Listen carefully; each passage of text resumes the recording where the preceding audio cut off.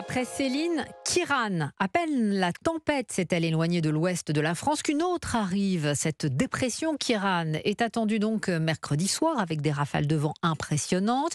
Phénomène dangereux, prévient Météo France, qui devrait s'abattre sur un grand quart nord-ouest du pays, en Vendée, sur l'île de Noirmoutier, où on a déjà affronté la première tempête.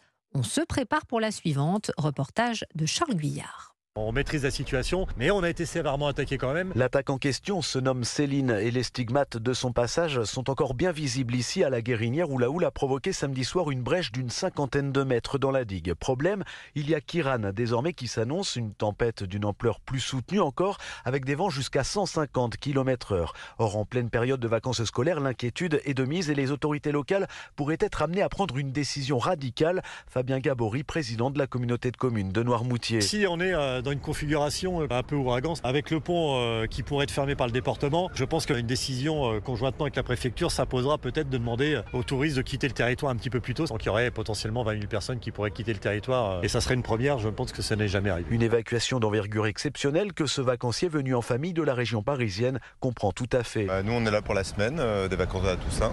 Si c'est la sécurité qui prime et qu'il faut le faire, on le fera. Sécurité avant tout. Et la préfecture de la Vendée doit se prononcer au plus tard mercredi. Un reportage donc signé Charles Guyard à Noirmoutier.